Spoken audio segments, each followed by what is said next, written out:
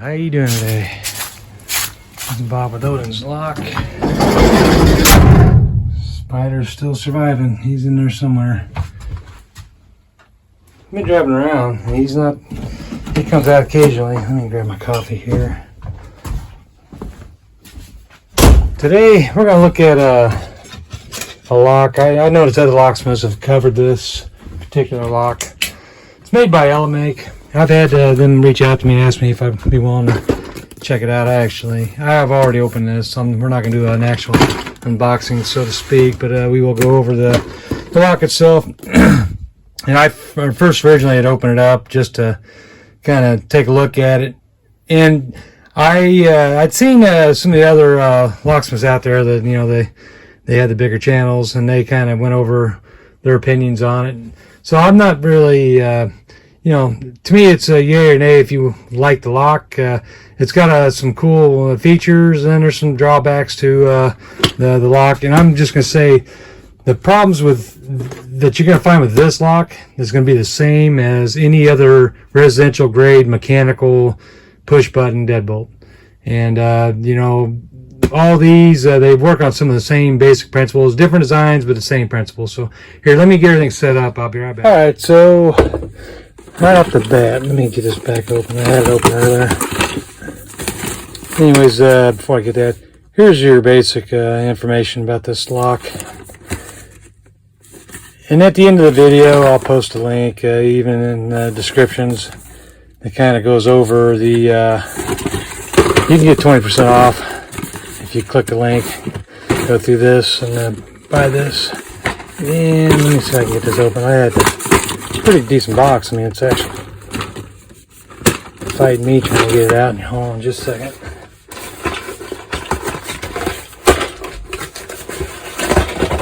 Ooh-wee, what else got?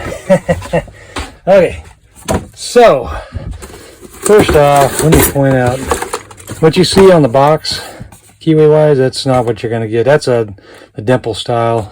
The ones that come with this are, you know, at first you're trying to figure out it's not a quick set of schlag, but that is a Y1 key blank. And I know because I got one and went ahead and copied it off. So it's a Y1 key blank, and that is the one that works as it's supposed to. And you know, these kind of locks, people can say what they want about them. You know, if you have any key, it's going to be, you're going to be able to pick it. You're going to be able to bump it, rake it, whatever. You know, so this, you know, the first weak point that most locks will have, whether it's electronic or mechanical. So, you know, you can watch other reviews on this lock in particular, and they're all going to attack this, and they're going to attack almost all mechanical push button locks that are residential grade. You know, you can actually kind of feel how to decode these. So, yeah, you can do that. That's possible. This one here in particular, let me pull this off.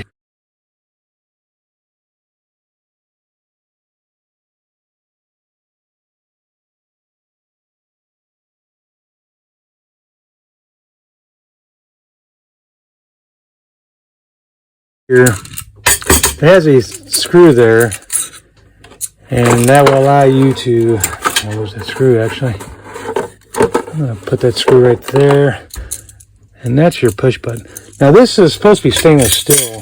This whole, I don't know, it says stainless steel on the thing here. It's 304 stainless steel. And so when you check, these buttons are 304 stainless. This plate's stainless. The rest of the lock, though, I don't believe it is. It might be. It's 304 is not generally magnetic. It is to some degree. There is, maybe I'm just feeling the steel that's behind there, so that is kind of cool. But you can, even the buttons are not stainless. So it's a thin layer of stainless over that. Part of it, that's steel. And of course, you know, the cylinder is brass. But I don't believe there's a way to rekey this. I've kind of read up on it a little bit. There might be a way if you take all this off, but that's kind of rivet. I'm not sure if you can just pop this. It says, you know, there's a screwdriver image, so I'm sure they don't want you to pop that off. So I'm assuming that you are not able to rekey this. So we'll just say that. Perhaps we are. I don't know. I'm not going to tear it down that in depth. But so right off the bat, you get what you get when you get this. It's going to have 3 keys that come with it. I don't know. I've seen some with the Y1, and I've seen some with the Deadbolt, and maybe there's others out there with the other series. 304. Here's a plate of 304, and it is slightly magnetic. Not much. It's not generally supposed to be. As you can see, the magnet will stay on. That's a pretty heavy-duty magnet. And so, you know, I put these on my screwdriver. Sometimes you put these on your screwdriver if you're trying to unscrew something, and then when you get it out, the screw will stay with it. So I'll do that. And so that screw actually is a stainless, so that's good. So anyways, so that's that. So, and I've seen some of the other locksmiths talk about this, where, you know, this would be your attack point too on something like this, where the tabs in there. It could be a little bit more robust, you know, absolutely. It could be overridden as far as trying to get through this. Let me change the code up to something. Well, we'll just leave the code like that. So with this style here, and it comes with extra, I think several different, the gold style are the actual passcodes, and the others are just fillers. You know, it's just like any other push button lock. You're going to have some that are one color and then some are the other. Let me grab a flashlight so you can see what I'm talking about. See, some of these are green, some of them are red, and I believe the red are the passcode and the green are the filler. And so yeah, you can bypass this.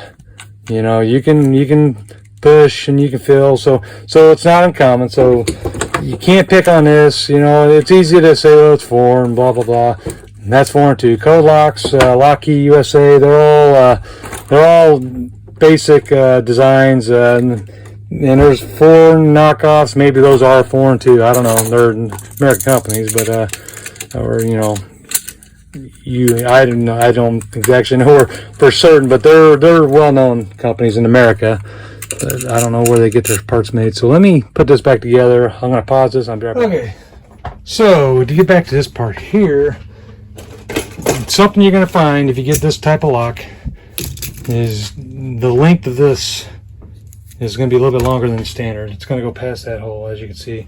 So I just went ahead and prepped this. I used a 1-inch paddle bit, aka spade bit. Just went into the front and just cleaned it up. And see, that's the difference. You'll do that as opposed to this.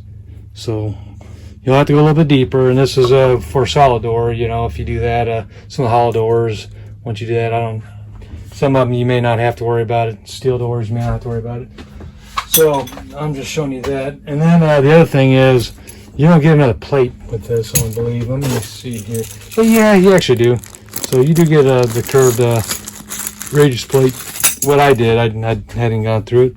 I went ahead and used this. And you can just put that, if you got a radius, put that in there and hammer it. And that actually will cut your 45 or your 90. And that works pretty good. And that's what I did. I just thought I'd go ahead and have that because these were rounded. Didn't mind having a square edge. So once you put that in there, this piece right here, that tab, should always be towards the interior of the door. So for this one here, I'm going to go right there, pop that in, and then let me run the screws in. I'll be right back. Once you get that in, you go on ahead, and I'm leaving all this stuff on there. This piece here, you just go on ahead and leave it on there. It actually, and that, by the way, I just want to mention, this piece here is steel. It looks like it's plastic, but it's not. It is actually steel. I always double check that because it is definitely steel. I don't like that part being plastic on some of the other brands. That is steel, which is good, and this tube here is steel. So that's good. It only goes in one way. And once you get in, you just push it, and that piece flaps out of the way. And granted, this isn't tall enough. Normally on a door it would cover it up. So this would actually be a deadbolt, as I've already mentioned. So I don't know between centers, you know, if you get something like that, I would think you want to measure to make sure if you have a knob with the deadbolt, at least make sure you got a, this is being a deadbolt, so you You wouldn't put it on the bottom, but you would put it on the top. It's confusing because there is a knob, but and even the latches, they have a standard latch like this. I'll see if I can post a picture in it. But they, it should be right here somewhere. They are pretty tall, and it's the same design, same theory. Granted, the screws to undo the plate are going to be on the inside of the door, so it's kind of neat. Actually, you'll drill through on that. And this piece here, and I'm just doing this just for the sake of the video. So let me see if I can put that on there. And there's that. So here, let me go ahead and tighten screws. I'll be right back. So now we got that installed. So basically, what you got here is the inside, locks, unlocks, open, lock, whatever. The outside, you can lock it, but you can't unlock it unless you do the code. And it's done. Just like any deadbolt. From the outside, you can lock and unlock it, but it will not relock itself. You have to code the bolt. So if you're leaving, you know, most people when they come home, they leave their doors unlocked. So they usually go into the normal latch. So it will stay unlocked until you, it doesn't have a power bolt, you know, like the electronic deadbolts do. It will not automatically extend itself. And there is a latch series that the EleMake does offer that is a latch, which it normally will latch shut, but to actually throw the lock, you have to do the handle the opposite direction. So that's another option they have. And I didn't put this on. This actually would go on the inside right here, underneath that. And I didn't do it, but it does. It has extra these where you can change them around. You can have up to 8 combinations. I don't know how many thousands of combinations that would make it. Sometimes they say, you know, there's that 2 to 4 digit. If you get the wrong one, say like if you go ahead and clear it, if you get the wrong digit, it will not work. If you get the if you get the wrong, do those first 2 digits right, and then you do another wrong one, and then you do the other 2, it will still not work. You have to get the 4 digits in a row without anything else, and you got to clear it. If you hit the wrong button, you got to clear it no matter what. And you can do this 4 digits or whatever amount of combinations you do, set it up for you. You can do it in any order you want, which some people would say that makes it less secure. Some people say, you know, it doesn't really matter. If someone wants into this lock, they will get into it. They will, if they want into this lock, they will get into it. There's ways to grab hold on some of these that don't offer the post right here. That's the only thing I really like about this is that this has that post, but a lot of times they don't have the post on there. And so what people do is they have a tool which will go in and grab that latch, and then they'll, from the outside, they'll do it. These can be bypassed. You can be manipulated. This can too. You can pop this off. You know, if you wanted to destructively get in, you can get in. There's a way to pop these off. These are the kind of lock that they keep honest people honest. They're not going to be something I would put on a business, residential, and you know, where you got a lot of stuff. I would say there's a time and a place for this type of lock, and it would be your bottom dollar, your budget, your rental property, whatever. The one that you just need to be able to get access to, and you have a key override. And if you worry about the key being you know, the weak point, I mean, all you got to do is, I mean, I got kids at a daycare, they shove little toothpicks in these locks and your key won't work. So, I mean, I hate to say it, but that's how they do it. You can't rekey this. And it comes in the one key that's offered. This one here, unfortunately, has a descending cut where, you know, I'm sure it's probably easy to pick. I'm not going to do it on camera, but, you know, yeah, you can break into this. You can break into this. You can break into, you know, the Caballocos. There's ways around any of these mechanical ones, but for $50, I mean, it's not a bad price. I mean, $50, it's worth having. It's worth offering. And to me, I've always warned customers, anytime you give them a lower budget lock, you know, that doesn't cost as much, you know, there's a reason why it costs less. And for these, I think EleMake offers this. There's other brands that kind of the same design. I've noticed. Maybe EleMake and them are all partners. I'm not sure how that works, but it's not a bad looking lock, you know. I mean, for $50, If I had rental property, I would probably offer that on as a deadbolt. You know, if you don't want to have to worry about, if someone's going to break in, they're breaking a law no matter what you do. And if they don't know how to get into this, then they'll break a window or something else. They'll get in. But like if you have an office building, just cheap, you don't need to worry about key control or anything. You know, you just want an easy way to get in your office and to keep people, you know, that aren't going to try to break in. If they're just going to check the lock, you know, or whatever, they don't have a key, they're usually not going to mess with this. I mean, I've worked in a factory where, you know, we had the high dollar grade 1. No one would even consider trying to break in because it's the offices was offices. It just wasn't something that ever happened. So, but that's EleMake. Anyways, you know, there is going to be a 20% off, I think, promotion I will add onto this. They have installation videos. I'm not telling you to get this lock. I'm not saying not to. There's pros and cons to all mechanical lock. This is stainless steel.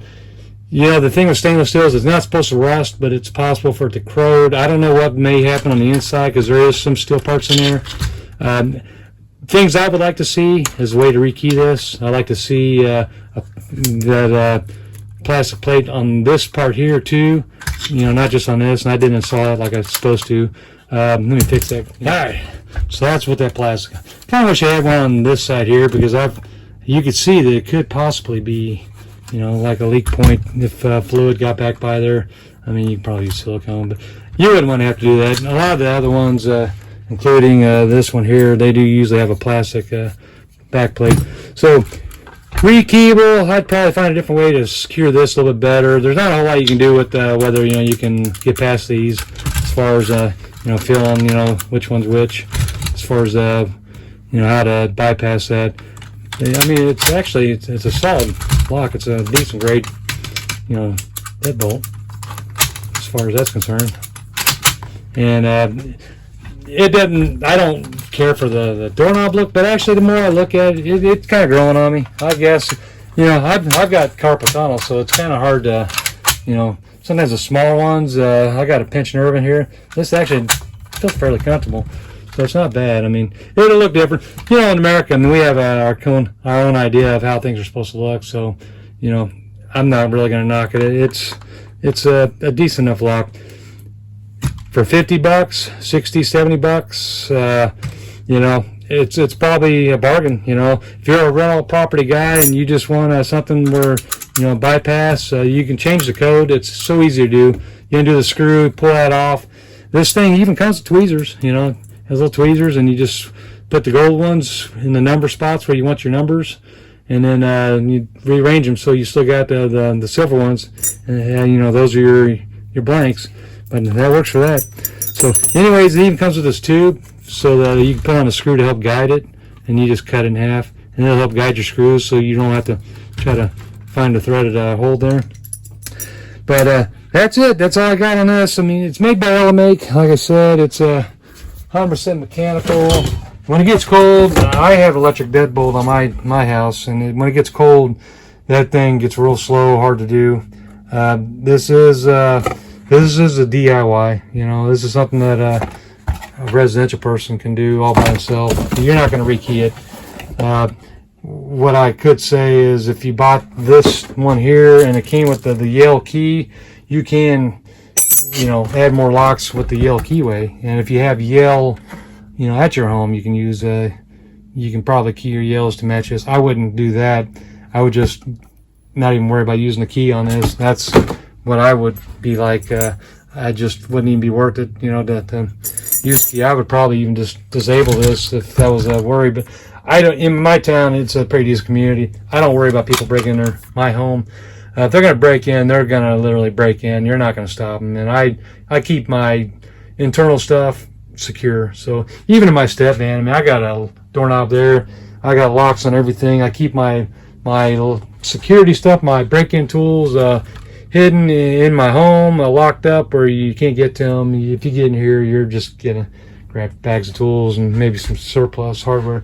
This here's double locked. You know, it's got a lock there, and then every drawer has a bar. It's a security cabinet, so I don't worry too much. But for rental property, it's probably be a pretty decent lock. You know, $50 50, 60, 70 bucks. You know, it depends on where you buy from. Not a bad gig. And I think if you click on a link that I'll add in the description, you can get 20% off. So anyways, yeah, they did give this to me for free. I don't know if you consider that sponsored or what. I'm not telling you to buy this. And I did tell you all the risks of this type of lock, but it's the same risk you're going to find with any other mechanical lock. You know, key, there's possible ways to feel through this, you know, if turning pressure and then pushing on the buttons. You can kind of, if you know what you're doing, you can find a way to decode it. But you got to know this lock. I mean, you got to be someone that knows how to do that kind of stuff, that's interested in like the lock support communities, or you're just a professional break-in guy. You know, it's not something an amateur is going to want to do. Unless they just got nothing better to do and they want to play with it all day. But you know, it's not a bad looking lock. Look at it. It does kind of seem like a weird design because it's not something we usually have like that in the U.S. But it is. You know, I would use it on a rental property. You know, my own personal house. I like Schlage. I got Schlage keyway all throughout my house, and I put bump stop stuff, which is the other thing. If you could rekey this, you can also you can make that, you can beef up the pins in there and make it a little bit harder to pick. So anyways, that's all I got. Thanks for watching. Bye bye. Happy Halloween, by the way. Forgot to mention, this is October 31st. Later.